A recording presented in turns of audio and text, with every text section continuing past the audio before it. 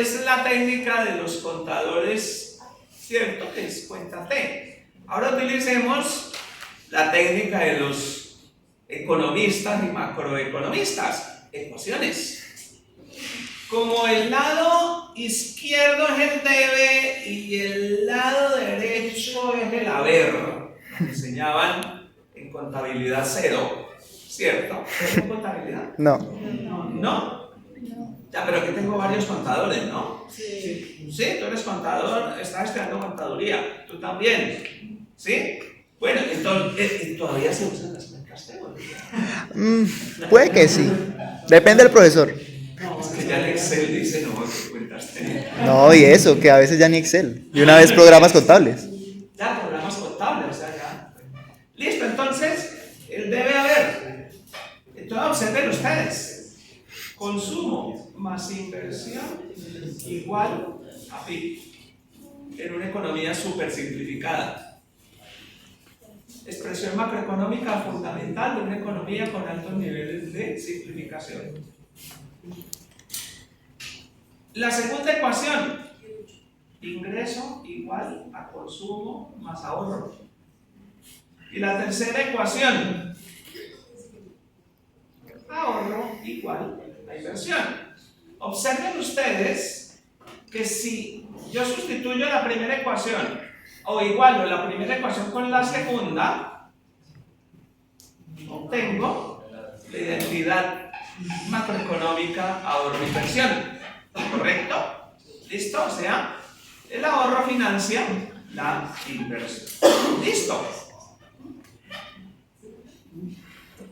Vamos entonces ahora a complejizar un poquito esta economía.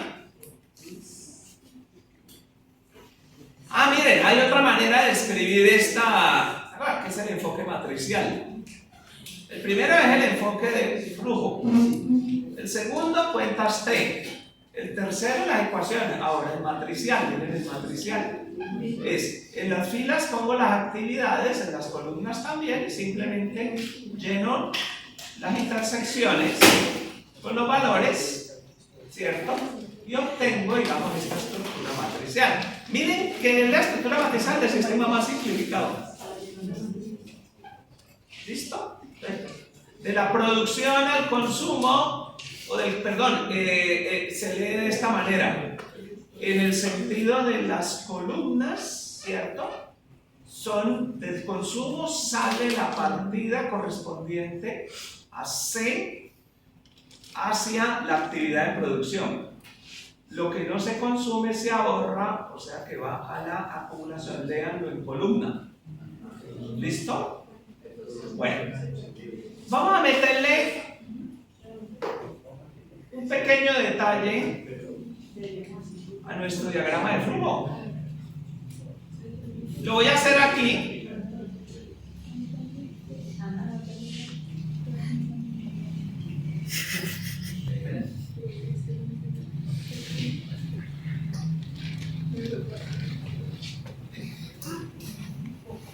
Voy a poner acá el resto del mundo. ¿Sí? Resto del mundo. Entonces, si yo quiero relacionar, por ejemplo, la producción con el resto del mundo, ¿cómo lo haría? De la producción hacia el resto del mundo se hacen unos pagos. ¿Sí? Del resto del mundo hacia nuestra producción se hacen unos pagos. ¿Me explico?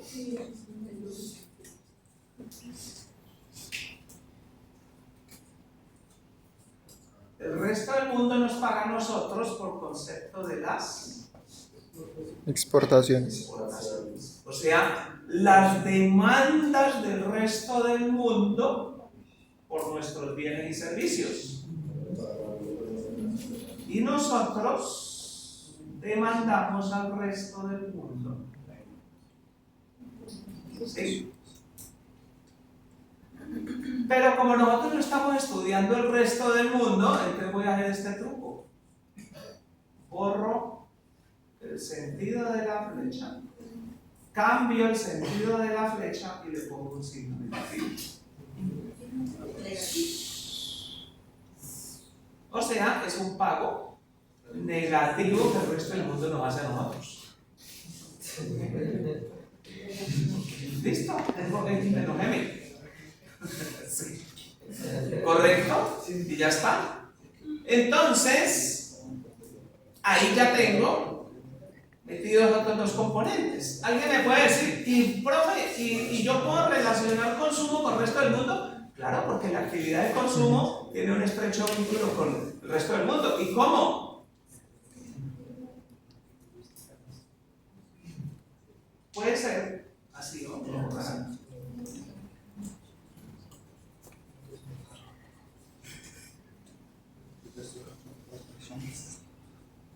Ingresos netos provenientes del resto del mundo. Puede ser saliendo o entrando. Acuérdense que es una resta. La remuneración a la salida del resto del mundo nos hace la remuneración que nosotros hacemos al resto del mundo. La renta de la propiedad de las empresas que nosotros hacemos al resto del mundo, ¿cierto? La renta de propiedad y empresas que el resto del mundo nos hace a nosotros. Todas esas partidas. Y observen ustedes, pero además de eso, metámosle las transferencias netas con el resto del mundo. Ya. ¿Y qué otra cosa entonces habría que considerar? Y entonces, ¿cómo se relaciona el resto del mundo con la actividad de acumulación?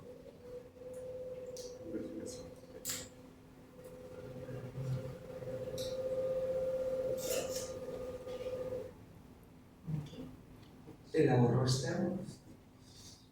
Del resto del mundo entra a financiar la acumulación. Ah, podría ir al revés, ¿no? ¿Sí? Bueno. Entonces, observen que le hemos agregado de una manera muy sencilla todos estos componentes. ¿Hay alguno que se me quede en el tintero? ¿No, cierto? Listo. Ahora entonces hagamos la cuenta T del resto del mundo. Listo. ¿Cuáles son las entradas al resto del mundo en nuestro diagrama?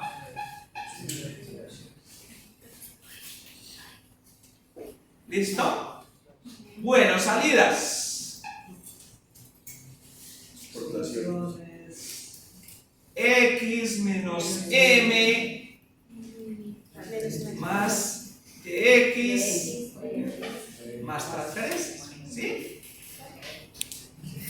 X menos M de X y transferencias netas. ¿Listo? Ya está. Ah, y es X.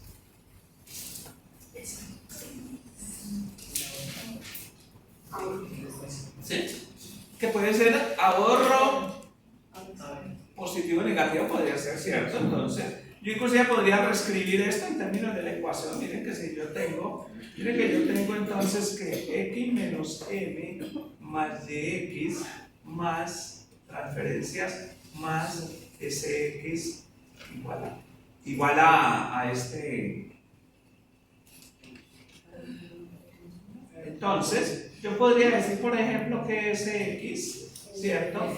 Es igual a M menos X menos YX menos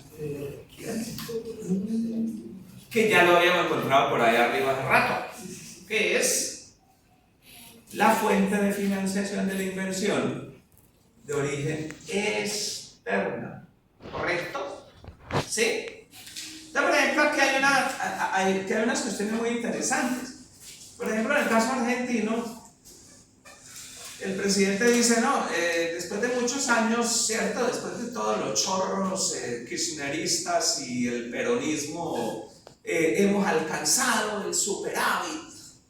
¿Sí? Claro, ellos alcanzan el superávit, sí, pero cuando tú le metes a la ecuación el endeudamiento, claro, hay una falacia, digamos, de contabilidad ya en ese superávit. Es muy parecido a lo siguiente. Entonces, claro, o sea, yo no me explico por qué el pueblo argentino, que es tan, digamos, tan avesado, tan sabedor, tan, digamos, europeizado, ¿sí?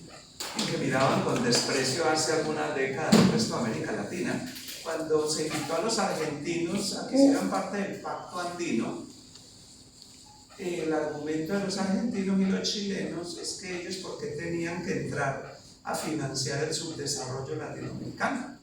Estamos hablando más o menos de la década de los 60, cuando se comenzó a hablar del Pacto Andino, que hoy en día se llama Acuerdo de Cartagena. Y el Pacto Andino buscaba emular algo que a nivel internacional ha operado bien, que son los acuerdos económicos, los pactos económicos, las uniones aduaneras y las asociaciones de libre comercio. Eso ha asistido al comercio internacional, y tanto así que los europeos pues tienen la Unión Europea. ¿Sí? Mercosur tenía, digamos, un espíritu como ese. Pero el Pacto Andino fue el primer intento que nosotros hicimos, digamos, de integración regional. ¿Y cuál era la idea? Generar lo que denominaban acuerdos de complementariedad industrial. ¿Sí? Aprovechando las economías de escala y las ventajas productivas que algunos países tenían sobre otros en la producción de unas líneas de producción, pero que a su vez otros países tenían sobre los demás. Eso, entonces, por ejemplo, nosotros producíamos harina de pescado, pero los peruanos son mejores para producir harina de pescado que nosotros. Entonces, en los acuerdos de complementariedad industrial, nosotros le dijimos a los peruanos, listo, produzcan y véndanos la harina de pescado y nosotros les vendemos otros productos. Cuando se les propuso eso a los argentinos dijeron, no, queremos ir como veedores, pero no participamos del pacto. Y los chilenos igual, ¿correcto? Porque ellos decían, ¿y por qué no ir a financiar el desarrollo a Bolivia? Sí, era un poco la idea de los chilenos. ¿Sí? Nunca participaron realmente activamente. Entonces, esto es muy importante, chicos, porque cuando uno evalúa todas estas cifras, uno ve que hay una falacia en el caso, digamos, de Argentina. Es que tú puedes mostrar un superávit hoy, pero claro, muestra un superávit muy sencillo. ¿Por qué? Porque en términos contables, vos congelaste los salarios, las pensiones, congelaste la inversión pública, paraste algunos sectores, sacaste y cerraste algunas instituciones estatales, suprimiste y le echaste tijera a una gran cantidad de gastos, ¿sí? Pero a su vez, el endeudamiento con el resto del mundo, a través del manejo que se hizo del tipo de cambio, ¿sí? Aumentó. ¿Listo?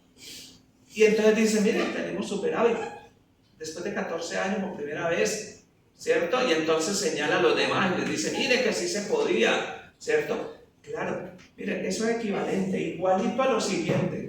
Digamos que yo tengo un hogar y estamos en déficit bravo, económico, o sea, no llegamos a fin de mes.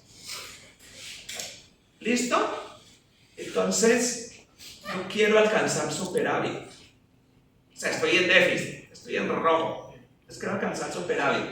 Le digo, digamos que soy un individuo típico latinoamericano, machirulo, heteropatriarcal. Llego a la casa y le digo a mi esposa, retirad a los hijos de la escuela. ¿Sí? Y ella, muy dócil, va y saca a los niños de la escuela. No se paga la luz. Quemada el predial, el recibo del predial. ¿Cierto? Vea que Harvey, que es que mire que el tendero está diciendo que cuando le vamos a pagar los 4 meses que debemos de los mercados. No se paga. ¡Listo! Superávit. Yo llego a fin de mes, estoy contando y tengo superávit. Listo. Eso mismo está haciendo Argentina en este momento. Y está mostrando cifras a nivel internacional. Una cosa muy interesante, porque además de eso, si ustedes admiran las cifras, digamos, el caso argentino es un caso interesante, yo lo sigo muy de cerca porque es lo que se puede denominar un experimento en tiempo real. ¿Sí? Un experimento en tiempo real, o sea, un experimento económico en tiempo real. El rollo de los precios, por ejemplo, es una cosa muy interesante. A ver, si tú miras los precios, por decir algo, a ver, te voy a dar un ejemplo. ¿Cuánto cuesta un litro de leche? 6.000. ¿Ya? Entonces, aquí vale eso, ¿cierto? Pero en Argentina pasó de 400 a 1.000 y pico entre noviembre y hoy. Sí, entonces le preguntan a Milei en una entrevista en Inglaterra, ¿cierto? Que cómo veía la economía, porque la gente del común veía que los precios estaban aumentando de una manera brutal y que ellos estaban asumiendo todo el ajuste macroeconómico y que no lo estaba asumiendo la casta política que había dicho el señor cuando llegó a la presidencia. Entonces, ¿cuál es la falacia? Él dice, no, pero venga, si usted ve, las últimas estadísticas muestran que los precios han venido mejorando. Dice, sí, claro, por decir algo, digamos que crecieron solamente un 10% cuando antes estaban creciendo el 20%. Sí, pero es que entre diciembre y mayo, digamos que han crecido el 54% y este último mes bajaron el 4%. Entonces dice, miren, yo tengo razón, miren, ya está bajando. Listo. La pregunta es, ¿y algún día van a bajar hasta compensar el 54% de aumento? No, nunca. Nunca van a bajar a ese nivel. ¿Correcto? ¿Qué quiere decir? Que en términos netos perdiste. Entonces vos no puedes afirmar que las cosas andan bien. ¿Entiendes? Hay una mentira, eso es una falacia. A este que te gusta utilizar el término falacia y tachar a todos en la argumentación como falaces, él comete todas las falacias que usted quiera, es una cartilla de teoría de la argumentación. ¿Sí? Por eso es una cosa interesantísima. Entonces, chicos, ya por eso es que estas cifras hay que mirar muy en detalle qué pasa en una economía en términos temporales con la evolución de todos estos elementos, ¿correcto? Bueno, quiere decir entonces en nuestro sistema que aquí, miren que cuando yo meto el resto del mundo, inclusive de una manera un poquito más compleja, aquí, ¿cierto? En las cuentas ya de economía abierta, ¿ya? Es más, aquí es más simplificada de la que nosotros acabamos de hacer. Pero si nos enseña algo, entonces por ejemplo, si yo hago toda la consolidación desde la perspectiva de la producción, viendo la entrada y la salida, y haciendo la deducción de las ecuaciones en términos identitarios, ¿cierto? La explicación es que el ingreso total de la economía debe ser igual al gasto en consumo e inversión y el gasto neto en el sector externo. Y en el caso, por ejemplo, de la acumulación, el ahorro interno más el ahorro o financiamiento externo son los determinantes de la inversión. Digamos, sí, bueno, determinantes, dejémoslo así. Y el consumo, que los ingresos totales de los agentes deben dirigirse a consumo o ahorro. ¿Listo? Bueno, en el caso del resto del mundo, el saldo de la balanza comercial del país es idéntico al ahorro externo. Ese es el concepto de ahorro. La gente cree que ahorro es en el sentido de Mike Cowher, uno de los personajes, digamos, de la literatura inglesa, ya. Es el individuo que va y toca la puerta y se endeuda. No, mire, no hablamos de deuda, o sea, con el resto del mundo es ese balance entre lo que entra y lo que sale. La gente cree que incluso el endeudamiento es solamente al sector público. No, sector público y privado. ¿Sí? O sea, ¿cuánto le debes al resto del mundo? Digamos que yo le digo a los chinos, mándeme tales productos, yo le envío tales productos, pero digamos que lo que ellos me envían vale más que lo que yo les envío. Quiere decir que yo ya tengo un endeudamiento externo. Estados Unidos, en la balanza comercial con China, tiene un endeudamiento monstruoso. No es circunstancial la guerra económica que en este momento se está dando y, digamos, el temor que Estados Unidos tiene porque va a perder la hegemonía mundial, porque en este momento ya China tiene un posicionamiento relativamente virtuoso respecto a Estados Unidos y en términos de endeudamiento, ¿qué es lo que va a pasar? Pues que Estados Unidos en algún momento me va a decir que no le va a pagar. ¿Sí? Entonces los chinos saben, digamos, que con lo que está aconteciendo en este momento en Europa, ellos no tienen certeza. Entonces los chinos tienen superávit respecto a Estados Unidos. Tienen superávit respecto a Estados Unidos en términos comerciales. ¿Sí? Ese cuento de que Made in China, ¿cierto? Que uno dice, miren, eso es cierto. ¿Saben? Hay un grado de dependencia en China, perdón, en Estados Unidos, de la producción china elevadísimo. Puede ser más allá del 42% en términos productivos, por una razón, porque las firmas americanas y muchas firmas y subsidiarias que tenían se relocalizaron en China. O están en la cadena productiva, están produciendo a través de China. Sí, lo que yo les decía la otra vez. Sí, los maletines Toto, que antes se producían en otras partes, ¿cierto? Hoy en día producen en China. Y usted ve muchas cosas China. En estos días me compré un computador, porque como este me está sacando la mano. Entonces me compré un mini PC. Sí, ustedes con los mini PC, ¿no? Son chiquitos. Eso pesan 200 gramos. Cabe en mi bolsillo. Es una cosa así de chiquitica, un cuadradito, un cubito. Resulta que es más potente que el computador que yo tengo en mi escritorio. ¿Sí? Es chiquitico. Made in China. Lo compré y me llegó a los 8 días. ¿Listo? ¿Quién me lo vendió? Amazon. Pero es hecho en China. Todas las piezas, ¿cierto? En China. A unos precios hasta relativamente bajos. O sea, una cosa interesantísima. Y ya Huawei está comenzando a producir piezas que antes le compraba firmas americanas, la están produciendo. ¿Listo? O sea que es una economía supremamente compleja la de hoy. ¿Listo? Bueno.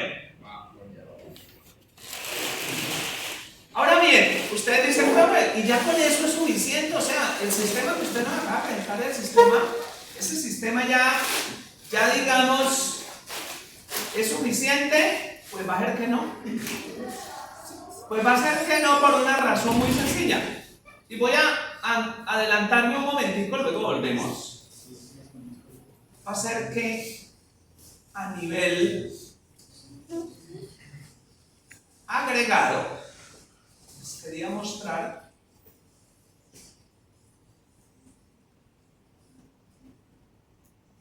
en el sistema de contabilidad nacional del DANE de hoy, miren, ya no se puede representar por diagramas de flujo.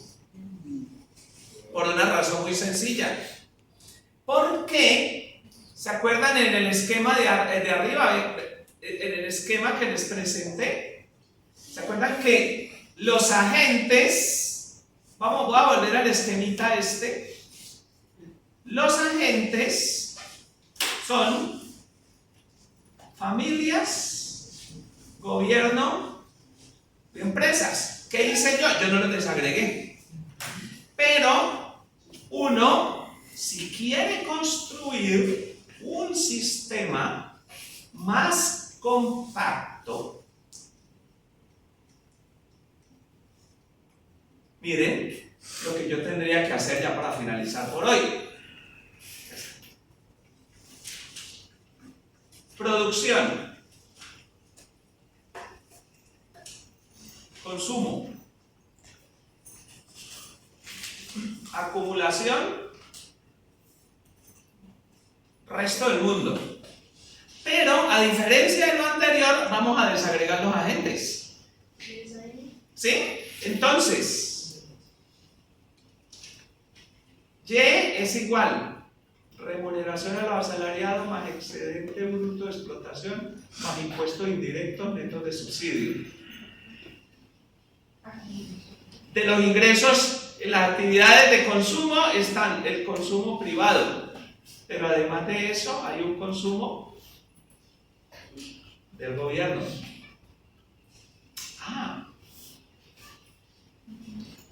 Lo que no se consume se ahorra. Hay un ahorro privado, pero también hay un ahorro público, ¿cierto? Acá están los ingresos netos provenientes del resto del mundo más las transferencias netas provenientes del resto del mundo. Acá está el préstamo neto proveniente del resto del mundo. Están los pagos por nuestras exportaciones, ¿sí? Y un pago negativo por nuestras importaciones. ¿Listo? La inversión la clasificamos en inversión privada más inversión del gobierno. Y listo, hagan las cuentas de todo eso, generen las ecuaciones, generen la matriz y generen todo y observen ustedes que el sistema se descomplejiza. ¿Cuál es la virtud de este? Pues que es un desglose entre el sector público y sector privado. Ahora, ¿por qué? Porque dije desagrego los agentes. Sí, los desagregué de una manera, digamos, muy básica. Porque si yo la quiero desagregar más, tendría que desagregarla de esta manera. ¿Qué es lo que hace el Dani? Los agentes se desagregan en hogares, gobierno, sociedades no financieras, sociedades financieras, hogares e instituciones sin fines de lucro. ¿Cómo así? ¿Qué quiere decir? Que yo tengo que construir las cuentas macroeconómicas desagregando por todos esos actores. Pues va a ser que sí. ¿Y cómo queda eso? Hagan el diagrama de flujo. Eso es como si yo les dijera a ustedes en clase: chicos, por favor, en una hoja, por favor, me hacen una representación en quinta dimensión. ¿Ya? ¿Listo? Es eso. Entonces, ahí ya tiene que presentar uno la cosa diferente, así, un cuadro como ese que le estoy presentando ahí, que en la próxima clase hago una mención respecto a esto. Entonces, muy importante, chicos, ni siquiera es ese gesto.